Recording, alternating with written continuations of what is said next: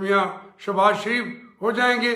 फिर मियाँ साहब इस बात से पीछे हट गए। इस बात के चूँकि मैं नहीं जानता, वो मियाँ चौधरी निसार जाने, और मैं नहीं समझता कि मियाँ साहब ने उस इख्तलाफ की वजह से मियाँ साहब को सज़ा दी जा रही है।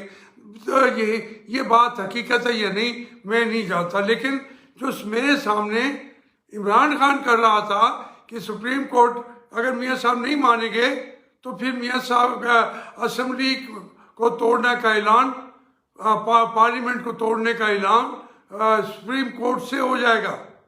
तो ये जब वो सुप्रीम कोर्ट ने अपना इज्तिमा नासिरुल मलिक साहब ने बना लिया, उसी वक्त फैसला होना था।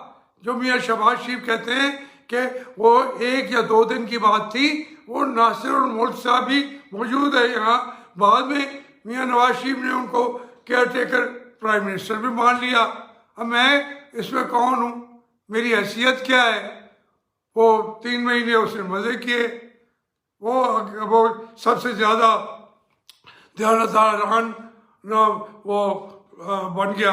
लेकिन ये नहीं था कि नासिरुल मुल्क ही गिराएगा। फैसला ये था कि इस प्लान को अमल दरामद किया जाएगा बज़रिया सुप्रीम कोर्ट। वो आके बैठ जाएंगे, टेक्नोक्रेट की हुकूमत होगी। इमरान खान ने पब्लिकली मुतालबा भी कर दिया था कि टेक्नोक्रेट की काबीना बनाई जाए नवाज शरीफ को निकाल के। तो मैंने उसके खिलाफ कहा, खबरदार, ये टेक्नोक्रेट का मसला तो फिर वही है, ना आइन वापस आएगा, ना तो तुम होगे ना वो होंगे। तो मैं इस बात पे लड़के मुल्तान आ गया था।